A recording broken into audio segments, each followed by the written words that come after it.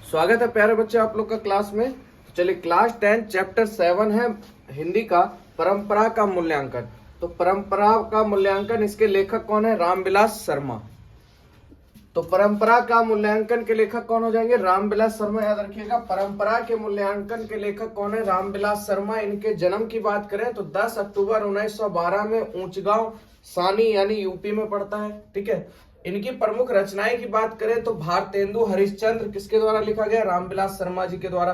भाषा और समाज, ये भी किसके द्वारा? रामविलास शर्मा के द्वारा। चलिए, तो ये था कुछ पॉइंट्स। उसके बाद बात कर लेते हैं इसके बोध और अभ्यास के प्रश्नों को, और वही इंपॉर्टेंट क्वेश्चन आप लोग का रहेगा जो एग्जाम रिलेटिव है। पहला क्वेश्चन है, परंपरा का ज्ञान किनके लिए सबसे ज्यादा आवश्यक है और क्यों? ठीक है, परंपरा का ज्ञान किनके लिए सबसे ज्यादा आवश्यक है, क्यों?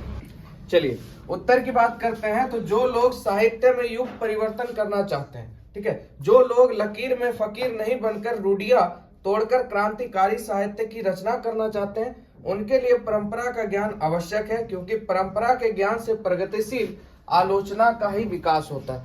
यानी सीधा समझिए, इसमें क्या है, जो लोग कह रहे हैं साहित्य में युग परिवर्तन करना चाहते हैं ना, जो लोग साहित्य में युग परिवर्तन करना चाहते हैं, जो लोग लकीर से फकीर नहीं बनकर रूढ़ियां तोड़कर क्रांतिकारी साहित्य की रचना करना चाहते हैं, उनके लिए परंपरा का ज्ञान क्या है? आवश्यक है, क्योंकि परंपरा के ज्ञान से प्रगतिशील आलोचना का विकास होता है। बात करें अगले प्रश्न की, तो कहता है साहित्य का कौन कौन सा पक्ष अपेक्षाकृत स्थायी होता है? इस संबंध में लेखक की राय को स्पष्ट करें। तो कहता है साहित्य मनुष्य के संपूर्ण जीवन से संबंध है।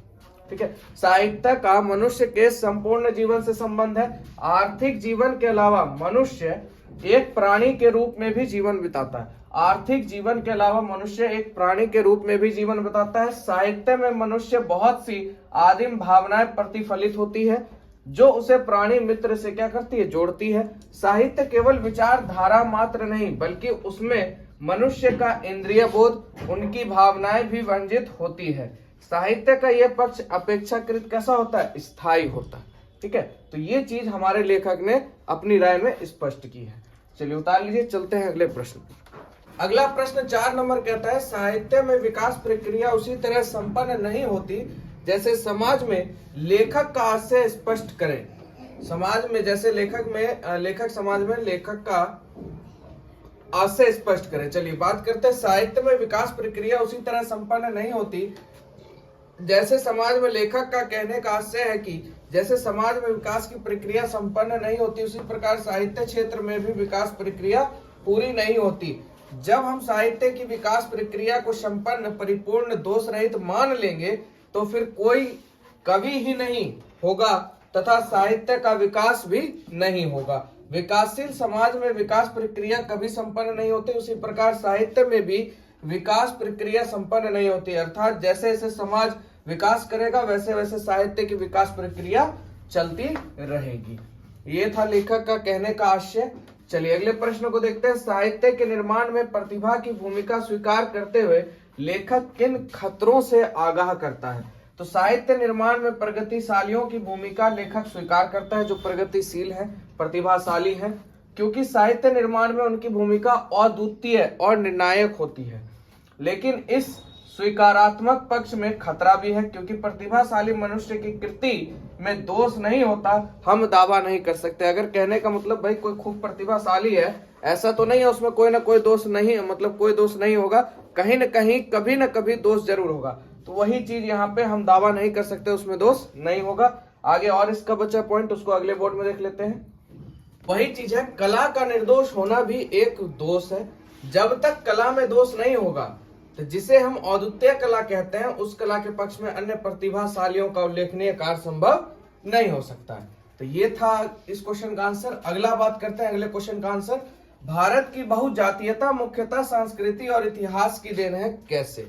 तो चलिए, भारत की बहुजातीयता मुख्यतः संस्कृति और इतिहास की देन है, क्योंकि यहाँ की राष्ट्रीयता एक जाति द्वारा दूसरे जातियों पर राजनीतिक प्रभुत्व कायम करके स्थापित नहीं हुआ, बल्कि हमारी राष्ट्रीयता बहुजातियों को अपने में पिरोकर अद्वितीय माना जाता है। अगला है लास्ट क्वेश्चन, किस तरह समाजवाद हमारी राष्ट्रीय आवश्यकता है, इस प्रसंग में लेखक के विचारों पर प्रकाश डालें। ये जितना क्वेश्चन है आपको देखिए क्वेश्चन 12 गो है और आपने देखिए कितने क्वेश्चन पढ़े होंगे 4 से 6। इतना क्वेश्चन करने के बाद बाकी सब भी क्वेश्चन आपका इसी में अटैच रहता है, ठीक है। तो इतना अगर आप याद भी कर लेते हैं, पढ़ भी लेते हैं, और हिंदी में देखिए मैं बार बार बोलता हूँ कम से कम एक बार किताब जरूर अपने से पढ़ लीजिएगा, आप स्वयं आप रूपी अपने आप क्वेश्चन आंसर डील करना सीख जाइएगा, ठीक है। चलिए कुछ चैप्टर है जिसका क्वेश्चन आंसर आप स्वयं भी डील करेंगे और कुछ चैप्टर ऐसे हैं जिसमें थोड़ा सा मेहनत करना पड़ जाता है और देखना पड़ जाता है। चलिए तो इसका आंसर देख लेते हैं। आज समाजवाद हमारी राष्ट्रीय आवश्यकता है। लेखक के विचार से यदि समाजवादी व्यवस्था कायम होने पर जाराशाही रूस नवीन राष्ट्र के रूप में पुनर्गठित हो सकता है तो भारत में की जा सकती है। पुनर्गठित हो सकता है तो भारत में भी की जा सकती है। देश के साधनों का सदुपयोग समाजवादी व्यवस्था में ही संभव है। छोटे बड़े राष्ट्र जो भारत से ज्यादा पिछड़े थे समाजवादी व्यवस्था कायम करने के बाद पहले की अपेक्षा कहीं ज्यादा शक्तिशाली हो गए हैं, ठीक है। और भारत की राष्ट्रीय क्षमता का पूर्ण विकास समाजवादी व्यवस्था से ही संभव है। तो ये था इस प्रश्न का उत्तर, आप लोग आराम से देख के लिख लीजिए। चलिए वीडियो अच्छा लगा हो तो लाइक करें, चैनल को सब्सक्राइब करें और दोस्तों में जरूर शेयर करें, क्योंकि एग्जाम से पहले आपका कोर्स भी इसमें आपका बहुत सारा मिल जाएगा। प्लेलिस्ट में आपको सभी का वीडियो भी मिल जाएगा और साथ में टेस्ट भी आप लोग के लिए टेस्ट सीरीज भी आने वाला है। मिलते हैं नेक्स्ट वीडियो में। जय हिंद, जय भारत।